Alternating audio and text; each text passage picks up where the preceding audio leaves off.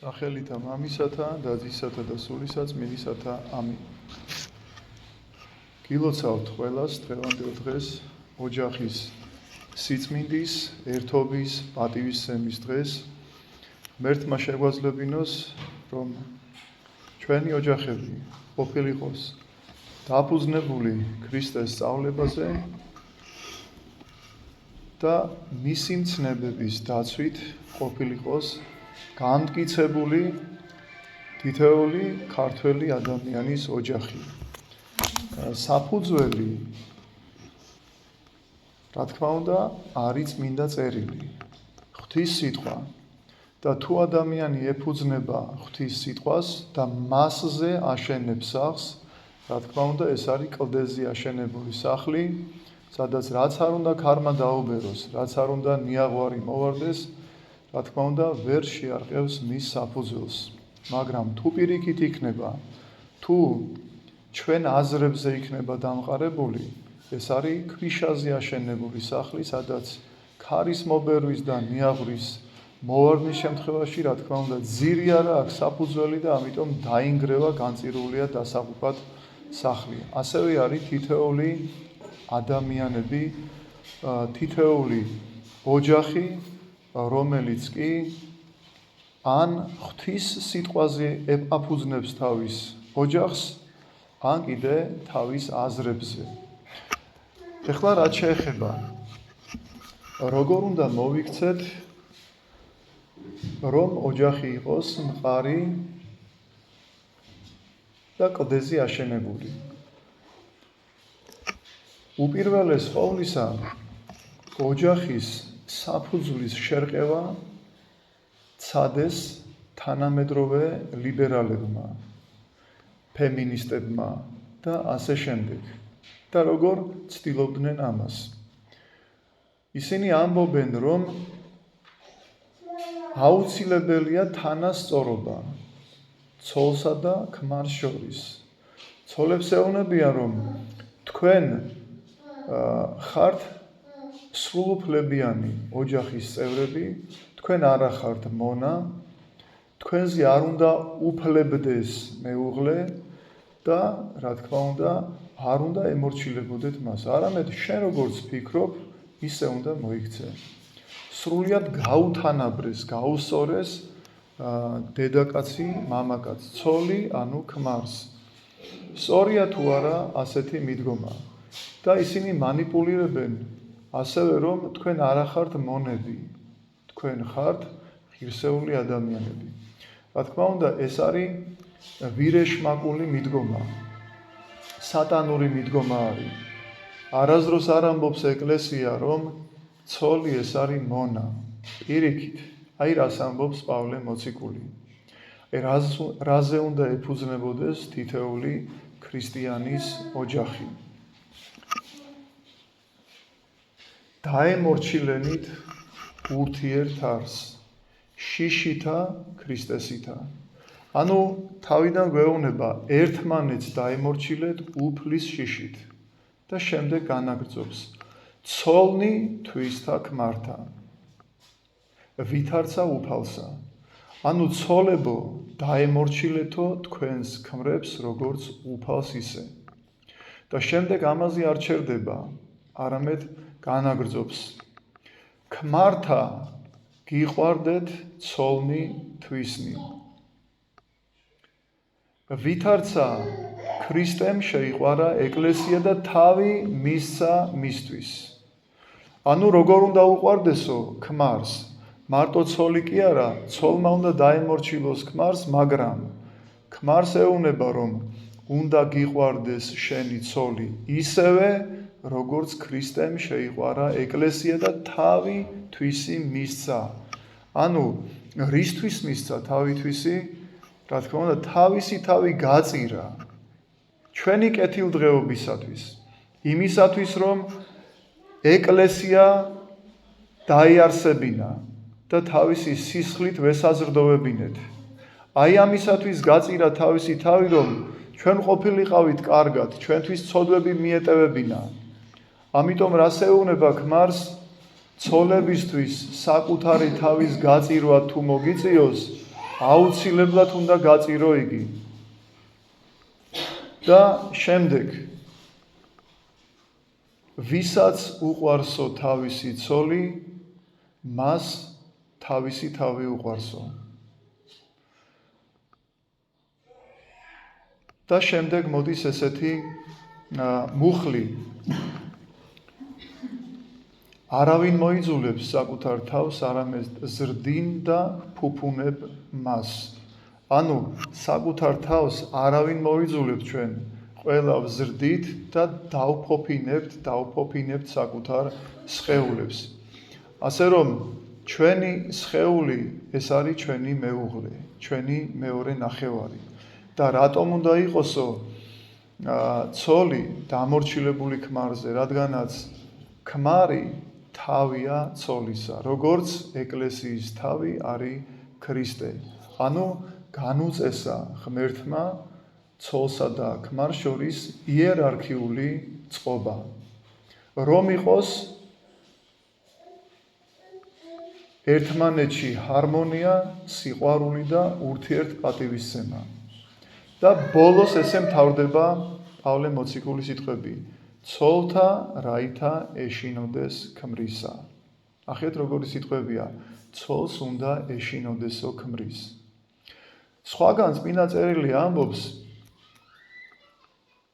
სრულმან სიყვარულმან გარე განაგდის შიში, ხოლო მოშიში იგი არასრულ სიყვარულსა ზედა. ანუ სიყვარულში არ არისო შიში და ვინც შეშინებულია, შიშარა არის, მასში არ არის სიყვარული. არამედ სრული სიყვარული გარე განაგდებსო შიშსო. როგორ თავსდება ეს ორი ერთმანეთში? ვეუბნება რომ როგორც საკუთარი სხეული გიყვარს, ესევე უნდა გიყვარდეს შენი ცოლი. მაგრამ ცოლსაც რა თქმა უნდა ავალდებულებს სიყვარულს და ასევე უნდა გეშინოდესო და როგორ თავსდება ერთმანეთში, სრულყოფილ სიყვარულში არ არისო შიში, არამედ გარე განაგდებსო შიშსო.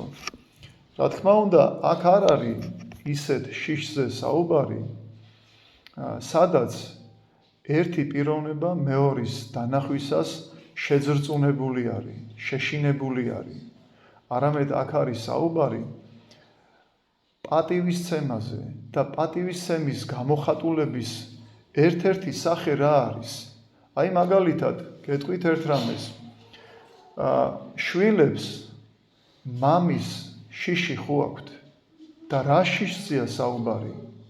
როდესაც ვერ ეუბნებიან მას, რომ რაღაცა მინდა, რაღაცა სათხოვარი შემისრულე, არამედ მიდიან დედასთან, ვისთანაც მეტი კადნიერება გააჩნიათ და მას ეუბნებიან, რომ უშუამდგომლოს მამასთან. და რა თქმა უნდა, ასე მიაღწიოს საწადილს. თუმცა რა მამა უარს ეტყვის შვილს, შვილის თხოვნას უგულებელ ყოფს, რა თქმა უნდა, არამს და არამც. არამედ ეს არის სწორედ აი ეს სიყვარულზე დაფუძნებული შიში, რომელსაც უწოდებენ მორიდებას და რომელსაც უწოდებენ, რა თქმა უნდა, პატივისცემას. აი სხვაგვარად, კარგად კიდე რო ავხსნათ, ორგვარი შიში არსებობს, ამბობს წმინდა დიმიტრი როსტოველი. ანუ დასაბამი სიბრძნისა არის შიში უფლისა. ესე წერია წმინდა წერილში. ზოგიერთი ადამიანი ამბობს, რატომ უნდა მეშინოდეს მე ღმერთისა? უნდა პატივს სცემდე. შიში რა შუაშია აქ? მაგრამ არა. წმინდა წერილი გვეუბნება, რომ სიბრძნის დასაბამი ეს არის შიში უფლისა. აი რა შიშზეა საუბარი? ძალიან კარგად ახსნა წმინდა დიმიტრი როსტოველმა. როდესაც ადამიანი დაწყებითი ქრისტიანია, ანუ ახალი ნაბიჯები აქვს, ახალი ადგმული აქვს ფეხი სულიერი თვალსაზრისით და ეკლესიაში დაიწყო სიარული, მისი მდგომარეობა როგორია? ეშინია ღმერთის, ანუ ტანჯვის შიშის გამო იცავს ცნებებს, რომ ჯოჯოხეთში არ მოხვდეს, რომ არ განარისხოს ღმერთი და არ დაისაჯოს. ეს არის თურმე დაწყებითი მდგომარეობა ადამიანისა. მაგრამ როდესაც ადამიანი უკვე რაღაც გარკვეულ სიმაღლეს მიაღწევს და ძირითადად ღვაწლმოსილ ადამიანებზეა საუბარი, მათ აქვთ თურმე სხვანაირი შიში უფლისა. ანუ ეს შიში არ არის ტანჯვის შიში, არამედ ეს არის შიში, რომ არ დაკარგოს ის ერთობა, ის სიყვარული, რაც აკავშირებს ქრისტესთან. აი ეს არ დაკარგოს. აი ამ სიტყვოების შემგრძნობი რა მდგომარეობაშიც იგი იმყოფება, აი ეს სიტყვოება არ უნდა დაკარგოს, რაც გამომდინარეობს უფალთან სიახლოვით. ამიტომ მას ტანჯვის შიში უკვე აღარ აქვს, არამედ შიში აქვს, რომ ეს სიტყვოება, აი ეს ბედნიერება, აი ეს სიყვარული, ღმერთთან ერთობა, ეს არ დაკარგოს, რადგანაც ეს არის ყველაზე მეტად მტანჯველი ადამიანისთვის. ასე რომ შვილებსაც თურმე რა შიში ქონიათ, პირველ რიგში ის რომ არ დაისაჯოს და მეორე რიგში რომ მამამ და დედამ ის დიდი სიყვარული, რომელსაც აფრქვევენ თავიანთ შვილებზე, ეს არ დაკარგოს. აი ამის გამო ისინი ცდილობენ რომ არ განარისხონ თავიანთი მშობლები. აი ამ შიშზე არის საუბარი, რომ ასეთი შიშით უნდა ეშინოდეს ცოლს ქმრისა, ანუ დიდი მოკრძალება და დიდი პატივისცემა უნდა კონდეს თავისი მეუღლის. როგორც უფალს, აი ესე უნდა მოექცესო თურმე ცოლი თავის ქმარს. აი ესეთ პატივს უნდა მიაგებდეს. და ნახეთ, თუ კი ეს ორი ურთიერთ მიმართება პავლე მოციქულის სიტყვებზე დაყრდნობით იქნება დაცული, რა თქმა უნდა, ოჯახში უკვე იქნება განსაზღვრული ის წესრიგი, ის მდგომარეობა, ის იერარქია, რომლითაც არც ცოლი წავა ქმარზე წინ და არც ქმარი არ შეურაცხყოფს უკვე თავის მეუღლეს. და ერთგვარ დამსჯელ მექანიზმად არ ექცევა მისი სიტყვები. ასე რომ, უნდა გავითვალისწინოთ ჩვენ ეს და რატომ მოხდა? შეიძლება თავდაპირველად ასე უნდა დაგვეწყო ჩვენ. რატო დაუქვემდებარა ღმერთმა ცოლი ქმარს? რატო გააკეთა ეს? ჩვენ ვიცით, რომ სამოთხეში, როდესაც ღმერთმა შექმნა ადამი და ადამის გვერდისგან შექმნა ევა. ეს მცნება მათ არ ქონიათ. ცნება მიიღო დაქვემდებარებისა მას შემდეგ, როდესაც ცოდვით დაცემა მოხდა, როდესაც ცოლმა შესთავაზა აკრძალული ხილის ნაყოფი, ანუ ცნების დარღვევა, როდესაც შესთავაზა. აი მაშინ მოხდა სწორედ დამორჩილება და რა სიტყვებით მოხდა, რა უთხრა ღმერთმა? ქმრისა შენისა მიმართ იყოს მიქცევა შენი და იგი გეუფლებოდეს შენ. ანუ შენი ქმარი დაგეუფლება შენო, იგი იბატონებს შენზე. დაუმორჩილა და იოანე ოქროპირი ამბობს, რატო დაუმორჩილაო? რატო დაუმორჩილა? ეს იმის გამო დაუმორჩილა, რომ ცუდი უნდოდა ცოლისთვის, ევასთვის? არამს და არამს. იცით რატო დაუმორჩილა? იოანე ოქროპირი ამბობს, რომ ერთმანეთში არ ყოფილიყო მტრობა და უთანხმოება. რომ ქმარს, ადამს არ ეთქვა საყვედურები, შენ გამო დავკარგე სამოთხე. შენ ახარ მიზეზი აი ამ უბედურებისა, რაშიც მე აღმოჩნდი. აი ეს რომ არ ყოფილიყო, ცოლი ჩააბარაო ქმარსო. და ქმარს უთხრა ამ სიტყვებით, რომ როდესაც შენ რამეზე უფლებამოსილება გაგაჩნია და ხარ ბატონი. კაი გაგებით, რა თქმა უნდა, ბატონი და მონის აი ეს სახე მაგალითი ჩვენ არ მივიჩნიოთ, რომ ბატონი შოლტავდა მაგალითად თავის მონას. ამაზე არ არის საუბარი. გაშოლტვა ნახსენებიც კი არ არის. ხელის აღმართვა ნახსენებიც კი არ არის. არამედ საუბარი არის იმაზე, რომ დაუმორჩილა ცოლი ქმარს და ქმარს უთხრა, შენ უნდა იზრუნო შენს მეუღლეზე. და როდესაც მზრუნველობა დააკისრა ღმერთმა ადამს თავის მეუღლეზე, რა თქმა უნდა, აღკვეთა აი ეს ურთიერთმტრობა. აი ამის შემდეგ არასდროს არ უთქვამს ადამიანს, შენს გამო დავკარგე მე სამოთხე, არამედ ჩააბარა. და მსგავსი მაგალითი მეც მქონია ცხოვრებაში, ვიხემძღვანელე აი ამ ნიმუშით. და რა იყო ეს? როდესაც პატარა ბავშვს, დაახლოებით 4 წლის ბავშვს ჩავაბარე წიწილები. პატარა წიწილები, ახალი გამოჩეკილი წიწილები. და რატო ჩავაბარე? იქვე იყო კატა, რომელიც ემუქრებოდა აი ამ წიწილებს. და მეუთხარი ესეთი რამე, მაინტერესებდა რას მოიმოქმედებდა. უთხარი რომ შენ გაბარებ აი ამ წიწილებს, თუ რამე დაემართება, შენი ბრალი იქნება ეს ყველაფერი. ამიტომ შენ გაბარებ და მიხედე. აი ეს ბოროტი ცხოველი არ მიახლოს და არ წარიტაცოს იგი. და უნდა გენახათ რა მოიმოქმედა და მანამდე თვითონაც აწვალებდა. რა მოიმოქმედა? დადგა ჯარისკაცივით, ყარაულივით და აბა გენახათ ერთი რა მდგომარეობაში იყო კატა. კატა ახლოსაც კი ვერ მოდიოდა. არამედ რამოდენიმე წუთის განმავლობაში სანამ არ უთხარი რომ საკმარისია, მანამდე ფეხზე იდგა და ყარაულობდა აი ამ წიწილებს. აი დაახლოებით აი ეს მოხდა ადამიანსა და ევას შემთხვევაში. აი ესეთი მზრუნველობა ღმერთმა ჩადო ქმარში რომ დაიცვას და დაიფაროს და თავისი სხეულიც კი გასწიროს თავისი ცოლისათვის.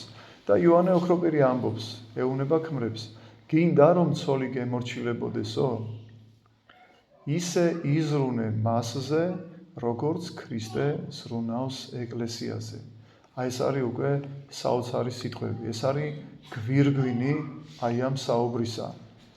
როგორ უნდა იზრუნო შენ ცოლზე, როგორც ქრისტე ზრუნავს ეკლესიაზე. როგორ ზრუნავს ეკლესიაზე? ეკლესია ეს არის მორწმუნე ადამიანების კრებული. აი როგორ ზრუნავს?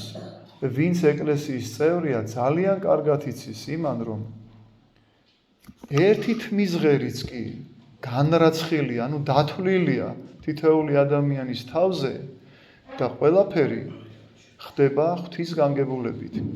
თუ კი ჩვენი არჩევანით რაიმე სიბოროტეს ავირჩევთ, ღმერთი ისეთი კეთილია, ისეთი კაცთმოყვარია, რომ აი ამ სიბოროტისგანაც რაღაცა სარგებელს მიგვაღებინებს ჩვენ.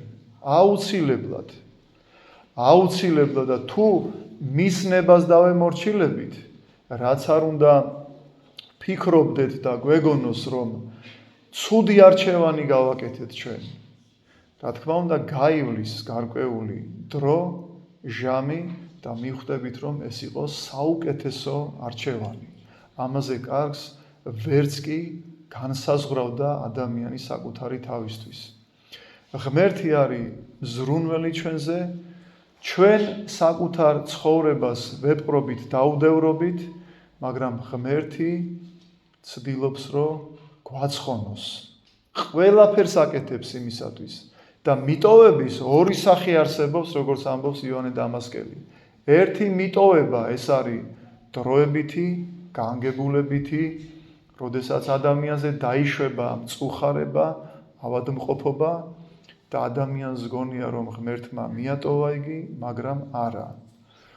ეს არის განსწავლითი მიტოვება, რომ უკეთესი გახდე. სწორ გზაზე გაიარო, ღმერთამდე მიხვიდე, ჭკუა ისწავლო, ამპარტავნება მოიშორო, განსასწრების მეშვეობით სიმდაბლე შეიძინო და აი ასე განიმშვენოს ადამიანმა და გაიმდიდროს საკუთარი სული. მაგრამ მეორე მიტოვება, ეს ისეთი მიტოვებაა, როდესაც მიუხედავად მწუხარების დაშვებისა, მიუხედავად ავადმყოფობის დაშვებისა, ადამიანი უგრძნობია აი ამ განსასწრებთან მიმართებაში. ამიტომ მან არ გამოიყენა აი ეს განსწავლითი დაშვება ღმერთისა და ამიტომ სრულიად არის უკვე მიტოვებული ღმერთისგან. იგი უკვე ამ მიწიერ ცხოვრებაში ცხოვრობს, ჭამს, სვავს, მაგრამ მისი ცხოვრება, რა თქმა უნდა, არის დროებითი.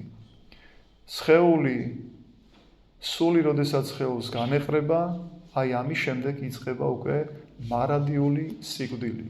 და მარადიული სიკვდილი უნდა ვიცოდეთ, ეს არის ღმერთის გარეშე ყოფნა. ღმერთი არის სიკეთე, ღმერთი არის სიყვარული და ღმერთი არის ცხოვრება და ბედნიერება. და თუ კი ღმერთთან იქნები, ის რაც ჩვენ გვინდა, რაც ჩვენ გვიხარია და რისკენაც ჩვენ გვაქვს ლტოლვა, აი ის გვექნება. სიყვარულის განცდა.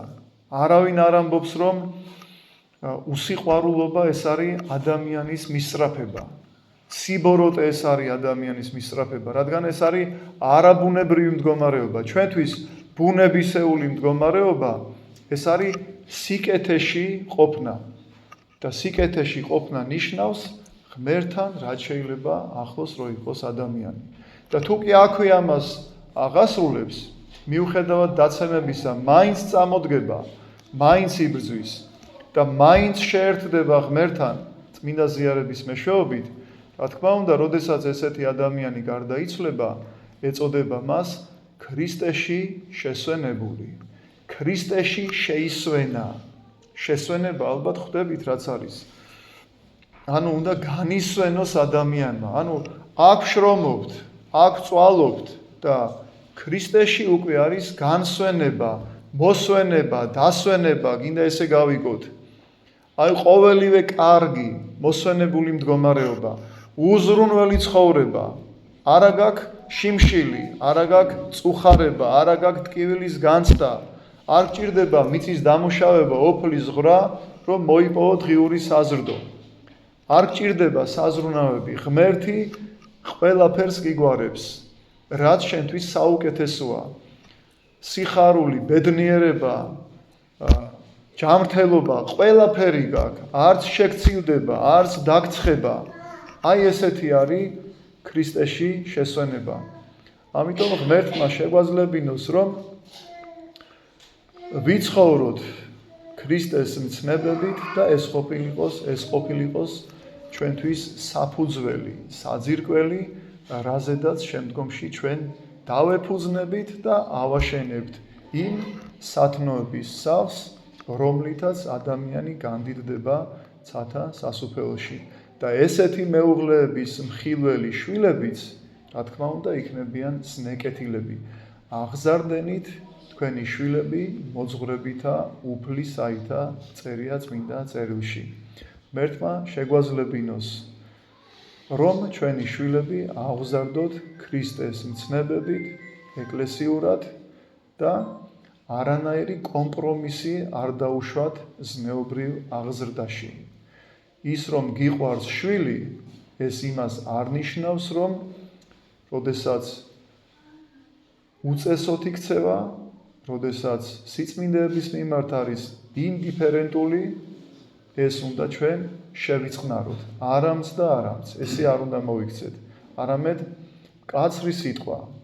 აუცილებლად უნდა მივაშველოთ ჩვენ შვილებს, რომ გზა გაუკვალოთ და სწორი ორიენტირი მივცეთ იმისათვის, რომ ღმერთთან რაც შეიძლება ახლოს მივიდნენ.